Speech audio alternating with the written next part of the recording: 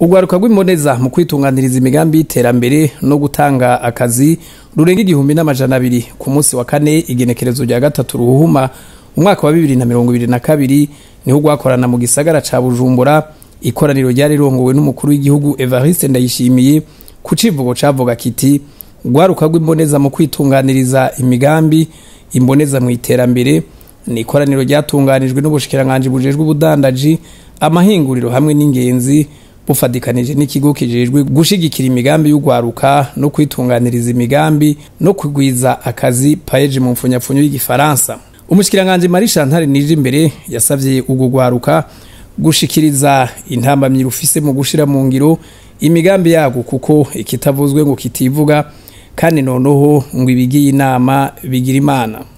Kuri uno munsi hejuru twiyumviye kugirisha rino hwaniro mu ntumbero yo kwigira hamwe nabo vyega bose ingene urwaruka gukura amaboko mu mpuzu rumurikiwe na cane n'urwaruka rw'imboneza kugira ngo witunganirize imigambi yo kugwiza ubutunzi n'akazi gushika ku rugero rwaho umuntu wese umufuko wiwugira amafaranga nayo umunwa wose ukaronka ico ufungura. Nico gituma icivugo nyamukuru cari no haniro ari kigikurikira rwaruka rw'imboneza mu kwitunganiriza imigambi y'iterambere imboneza z'urundi rwaruka mu kugwiza umwimbu n'akazi mu Burundi. Nuko mejeje kubashikiriza tuje kuyaga namwe ngo turabire hamwe imigambi y'iterambere muriko murarangura hamwe n'iyindi migambi mwiyumvira kuzorangura mu minsi iri imbere. Nuko twama twabivuze kugira ngo muzoshike kuco mwifuza nuko urwaruka gukorera hamwe mu makoperative na cane. Riwaniro rero n'akanya keza ko kwicara tukayaga kugira ngo duhanahane ivyiyumviro mutuyagire na cane ibiborohera n'ibibagora mu mirimo yanyu ya misi yose hamwe n'icokorwa kugira izo ntambamyi zitorerwa umuti ku neza yanyu no ku neza y'iterambere ry'igihugu catwibarutse. Ingingo rero nziza muza gufundikira ngaha muri ino hwaniro tuzoheza tuzifatireko mu kubashigikira no mu kubafasha gushira mu ngiro imigambi yanyu ya misi yose iri imbere canke mu gihe cose izoba nkenerwa ku neza yanyu no ku neza iterambere ry'igihugu cacu. Rwaruka mwese ntimutinye rero kuvuga ivyo mubona bikagenda neza haba aho muherereye canke mu bikorwa musanzwe murangura vya misi yose. Ikitavuzwe nticivuga kandi basokuru bacu baramaze ngo uja gukira arata ingwara kandi ngo ibigiye inama bigira imana. Mwebwe rwaruka cane mwebwe mufise ingabirano y'ubwenge n'ubukerebutsi mukaba mwaragize amahirwe yo gushinga amashirahamwe yo kwiteza imbere. Ndabasavye ngo muzobere abandi barumuna banyu imboneza mu kubafasha gutunganya neza imigambi yanyu. Uno munsi mugende muvuganye ingene muzohora mubonana kugira ngo mwungurane ubumenyi na karengo tubiri tugurana ubupfu. Turashimiye abikorera utwabo na cane urwaruka rw'imboneza mu bisata bitandukanye twateye akamo bakaba bitavye ku bwinshi n'intwaniro. Ahacu tubemereye ko ubushikiranganje bw'ubudandaji gutwara abantu n'ibintu amahinguriro n'ingenzi buzokwama bukora uko bushoboye kugira ngo bushire mu ngiro ingingo zose muhava mufundikira mu kanya. Perezida Evariste Ndayishimiye mu ijambo ry'intangamarara yabwiye urwaruka rw'imboneza ko bataje kwidodomba ati noneho ntimuraboro aca basaba ahubwo kubera umucurundi rwaruka rutabona iyo ruja kuko atawutungira mu boro. Yagiriye ko asaba urundi rwaruka kugwana urugamba rwo kugwanya ubukene kuko leta ahayo ataco itazokora ngo igihugu gitera imbere kanatsinda umutahuriho. Kubona twahuriye ngaha ni nk'imburi yuko igisagara ca Bujumbura kizoba igisagara rurangiranwa mu bijanye n'ubutunzi bw'Uburundi. Uyu munsi simvuga vyinshi ahubwo nje kumviriza. Uno munsi turagize amahirwe kuba turi kumwe n'abantu batidodomba abantu bidodomba bafise ubworo ku mutima. None munsi twahuye n'abataraboro, kuko ubworo kenshi buri mu mutima ntiburi ku byo tubona. Turi kumwe kandi n'abantu bafise umuzirikanyi ubona, kuko umwe wese ku rwego rwiwe yarigiriye inama aribwira icyo yokora. Ni vyiza cyane. Tumaze iminsi turi ku rugamba rwo kurwanya ubukene. Ubwo rugamba rwo kurwanya ubukene ni ngombwa ko mwebwe urwaruka rw'abahizi ari mwebwe muja imbere. Nicyo gituma twabakoranije uno munsi kugira ngo mube umuco w'urundi rwaruka rutabona iyo ruja n'iyo ruva. Nama ndabivuga ntawe utungira mu bworo. Ukazoba umutunzi impande yawe hari aboro, emwe bapfa babikwiba. None hari uwemera gupfa n'inzara abona ivyo kurya impande yiwe. Rero mwebwe uno munsi mwaje kugira ngo duhanahane ivyiyumviro ingene tuzokiza Uburundi. Aha rero nimufate yuko tuje kurutunganya ingene tuzorutonda turiko turagwana. Muza mwaratanguye, mugabo abandi nabo tubashira ku rugamba gute? Duhiriwe duhishije ku rwego rwa leta. Twaramaze gufata ingendo yo kurondera ingene duteza imbere abarundi bose, cyane cyane urwaruka. Ntacyo tutazokora kugira dushireho ibishoboka byose byofasha urwaruka kugira ngo rutere imbere. Ntitwifuza ko Uburundi bwamara igihugu gikene. Izo za Korea mwumva barabakene, Ubushinwa bwari ubukene, Leta Zunze Ubumwe za Amerika barabakene. No munsi n'abatunzi. Nange ndaba agahugu mwama mwese muvuga kitwa Singapore. Murazora bicatungishije Singapore. Nta butare bafise.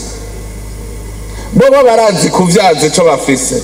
Bafise umuhora mwibahari gusa ahantu bwato buca. Nico cabateje imbere. Baramenya ico bafise. Noriko twe dufise Itanganyika, turiko tuyikoresha iki? Dufise imisozi mwiza. Uburundi tubwita Ubusuwise bwo muri Afrika. Ko iki Ubusuwise none butunze kurusha Uburundi. Tuze turaraba ivyo Imana yaduhaye tubikamishe dutere imbere. Ivyo rero nivyo nifuza ko mwebwe mwamaze kubona, mwamaze gukanura, mwo kwigisha abakiri inyuma. Nimwiyumvire nk'ubu mwebwe uko muri ngaha, umwe wese yogira abantu 50 inyuma yiwe. Wagwaruka gwidoga byabiheze. Jewe ntondeshe abantu 500 inyuma yanje. Nawe utondeshe 50, je niyemeje 500. Umwe wese ngatuveho dufashe ingingo ko umwe wese atondeshe inyuma yiwe abantu 50. Kuko hariho abantu naho baha amahera ataco bopfa bakoze. Turahanana ivyiyumviro, tugende twese twuzuye. Abaje kuvuga ivyiyumviro tubibahe, bagende bose bameze neza. Ubwo rwaruka rw'imboneza ntigwatevye gushikiriza aho rugwaye, eka n'inyishu ubona ko zoza zifasha ngo haboneke mitende. Aha nka bose barahurije ko itegeko rigenga abanyamitahe mu Burundi ryosubirwamo bakoroherezwa, na cane cane mu myaka 3 canke 4 ya mbere, ivyo bita exoneration mu Gifaransa. Abarundi bagahimirizwa gufungura no gukoresha ibihinguriwe ahiwacu, hakwirukira ibidandazwa mva makungu. Abandi bati ariko no gukarihirizwa ubumenyi ntibisigara inyuma. Hariho ihiganwa rikomeye na cane cane ibihugu bigomba gushika muri Kongo. Mukanya nariko ndasoma ingene Tanzania yamaze gushikana amatoni 800 y'amacereal mu ma entrepôt pour céréales muri Lubumbashi ni Juba muri Sud Sudan.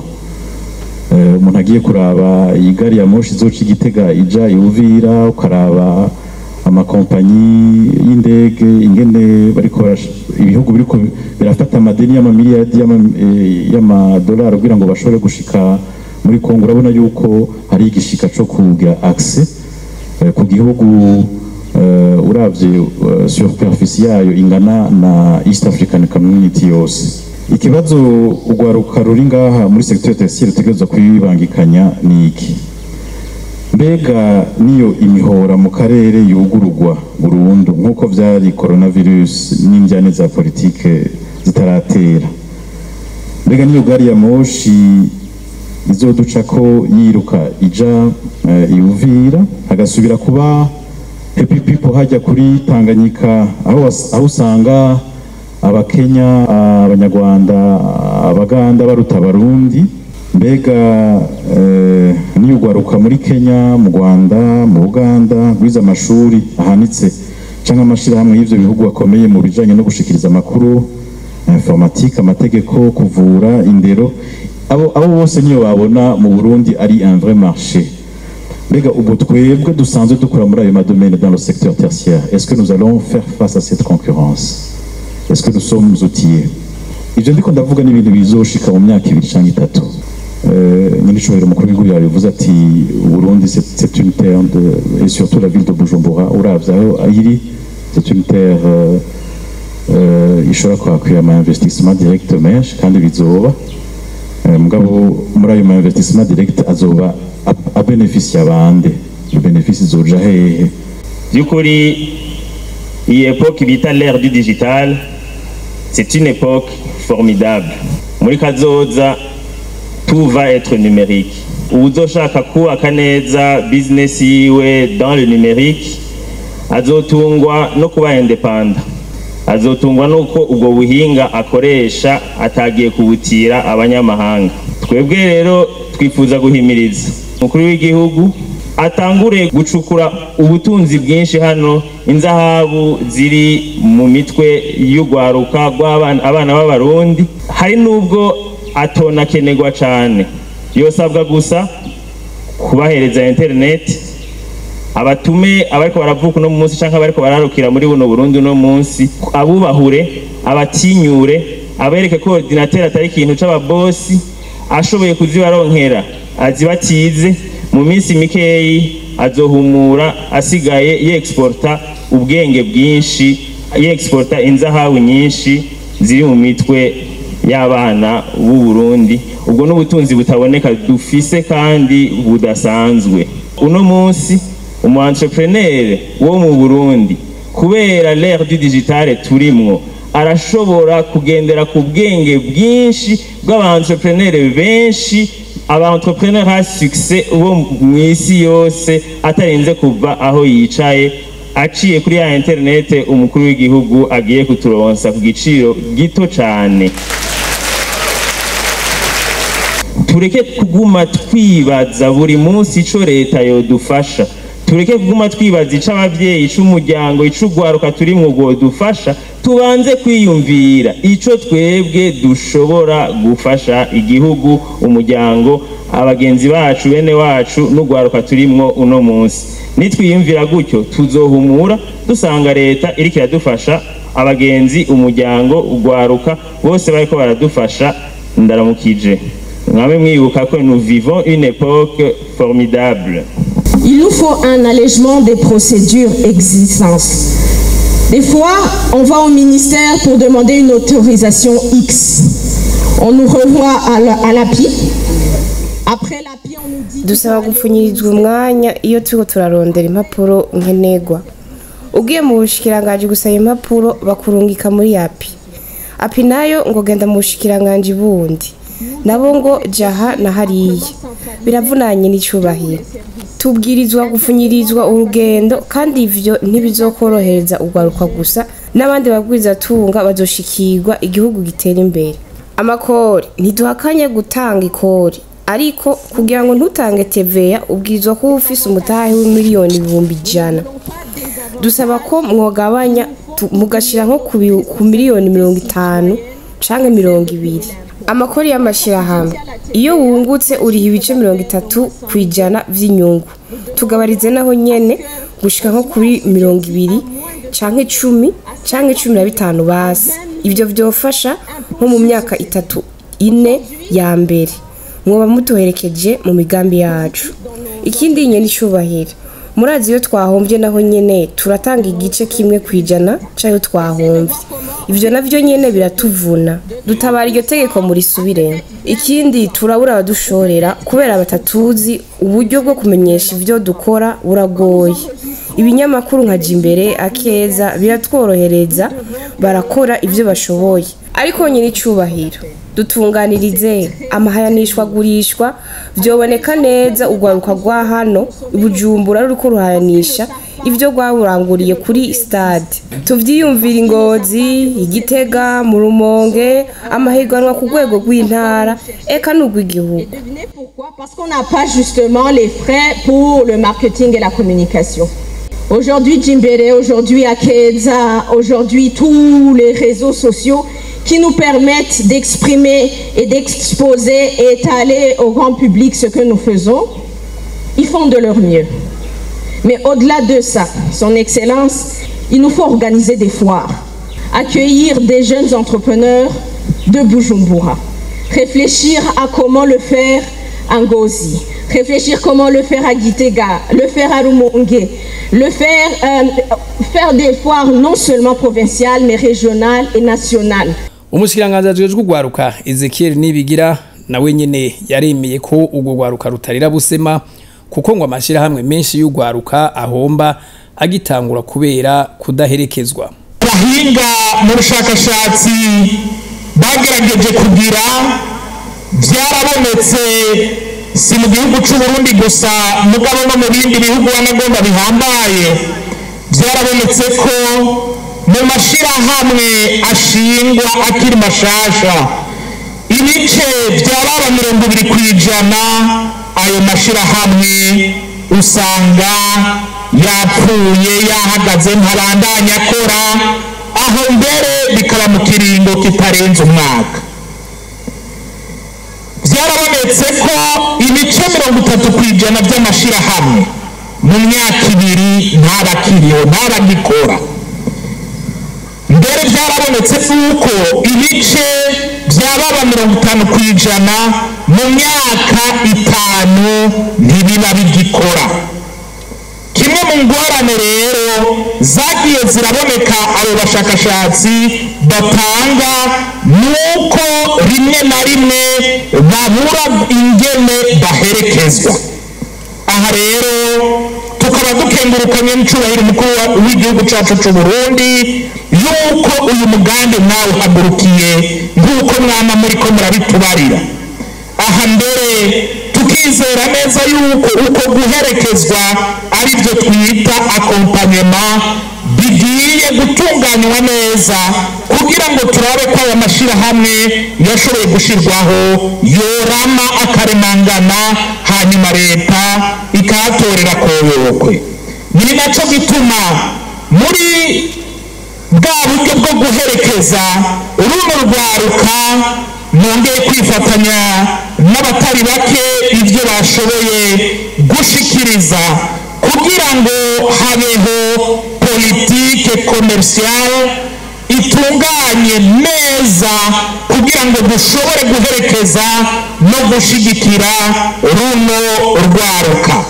Nibyo barashobora guproduza twabahaye amafaranga, ariko kandi turifuza ko babandanya bakora ntibabe nka yayandi mashirahamwe kugira ngo ivyo bishobore gukunda. Ayo mashirahamwe ntahagarike gukora hakiri kare. Twagomba twifatanye na rwagwaruka dusaba ko iyi politike commerciale na cane cane ibi byo gusaba yuko okoroherezwa mu bijanye n'amatagisi. Mu by'ukuri leta y'u Burundi yokora uko ishoboye iki kintu ikakiraba hakiri kare kuko murabyumva baramaze gutangura kudandaza. Uyu munsi turashobora guheba amatagisi makeya mu mwaka 1, 2 canke 3, ariko mu myaka 4 canke 5 tugasanga turonse amatagisi menshi cyane. Iki kintu mbere abatari bake bari baradushikiriye barakitubarira. Ubwa kabiri nagomba gusaba nyenicubahiro umukuru w'igihugu ijambo bagumye bagaruka ko yuko abarundi bakwiye gukoresha ibihinguriwe mu gihugu cyabo. abo barundi rero abambere nibaza yuko ari leta y'u Burundi. iyo leta y'u Burundi afise ubushikiranganji butandukanye.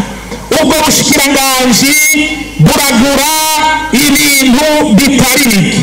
nimba hariho ibishobora kuba bikorwa n'urwaruka eka mbere n'abandi barundi, mu by'ukuri twari dukwiye kuraba yuko ibiva hanze byogabanuka kugira ngo dushobore gushorera aba baba barakoze ibishoboka byose kugira ngo bagire amashyirahamwe.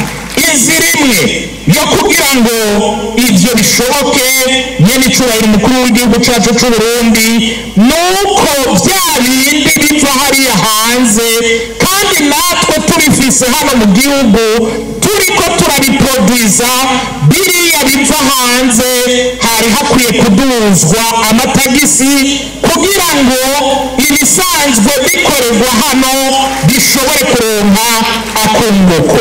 mu ncamake ibi nibyo twari dushoboye gushikiriza, kandi mbere n'urwaruka rwari rwaje rukadushikiriza nyenicubahiro umukuru w'igihugu, tukaba tubashimiye cyane. imana ibahezagire ingene muri ko muritaho urwaruka murushigikira muruba hafi. imana ibahezagire. iryo koraniro ryasozerewe umukuru w'igihugu abemereye ko bamusukiye mu coze kuko we ngo arico cifuzo yama ariko arashikiriza. mufashe mwese kugira ngo abarundi bose bumve ko bokwama bakarisha ubwenge. ni muri iyo ntumbero rero turiko twubaka bijya bigo byo gukarishiza ubwenge ugwaruka. ikigo ca mbere turizeye yuko uwo mwaka uzohera catanguye gukarishiza ubwenge ugwaruka rwa mbere. ubu turabona ko turi mu musozo w'ico kigo hariya Ikarusi. rero twebwe turemera cyane ko rutegerezwa kubakarihiriza ubwenge.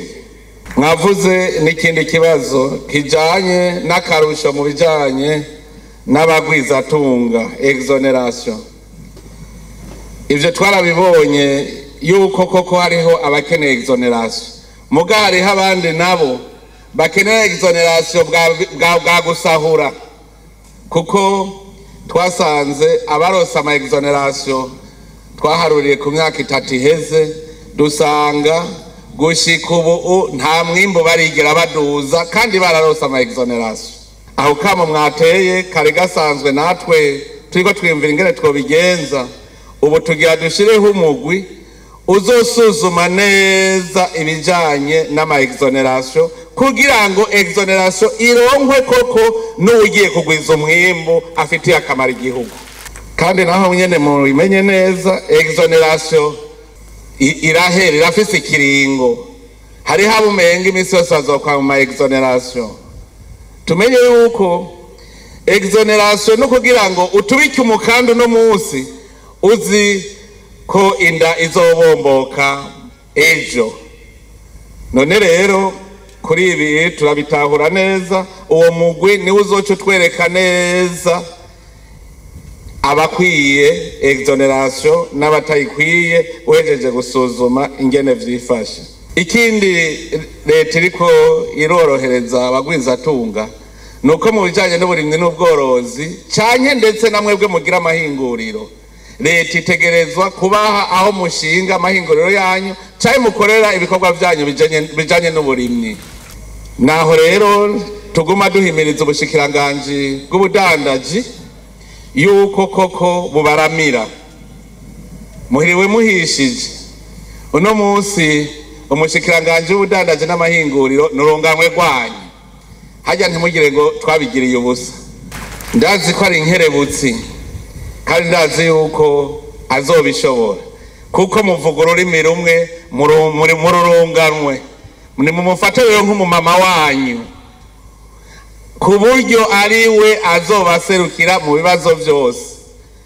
ko nzi yuko abangutse akerebutse nabumvirize ibibazo byose mufise bibi ibibazo byacu tubisangire tubitorere umuti kandi ndabizi yuko azobishobora ndamubashikirije rero ndetse hajya mwavuze muti birabagora gushika Bujumbura gushika hehe leta ifise umugambi mwiza wo kwegereza inzego z'igihugu abene gihugu wa mugambi twita decentralisation nta bushikiranganje na bumwe tudashaka ko bwibona mu ikomine iyo ariyo yose mu ntara iyo ariyo yose kubera iki mwirirwa muratama turi ngaha kugira tubakorere ntagire uzotinya gukora imigambi twebwe ni itegeko yuko tubegera kugira tutorere imuti ibibazo byose biba hanze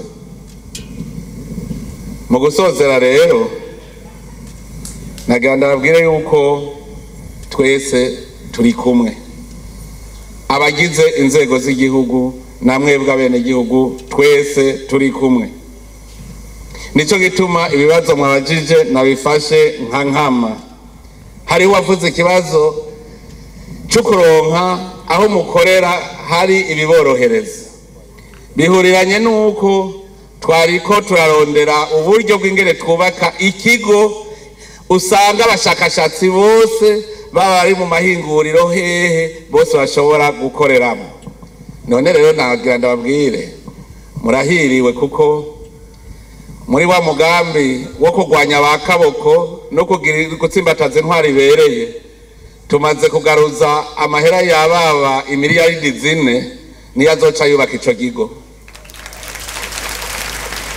none ko twayagaruje kubayivye reka cakorera bene gihugu cyane cyane mwebwe mukerebutse ico kigo tugira turondere ahabereye twocubaka kuko cari kiri mu mugambi kugira dushiremwo ivyumba vyinshi birimwo n'amamashini ku buryo umwe wese ashobora kuza agakora ivyiwe ahejeje akagenda n'ubundi akaza nawe agakora ivyo birashoboka bimwe mwavuga rero vya internet ico kigo kizoba kirimwo ibikwiye vyose umukuru w'igihugu kandi yariboneye ibihingurwa na bamwe muri urwo rwaruka agira ko arabatera intege ibirori bikavyarangiye umuhinga mu gutwenza mutima asavye umukuru w'igihugu gutezurira abatunganya ibiteramo kuko ngo ariho abo bahinga basumira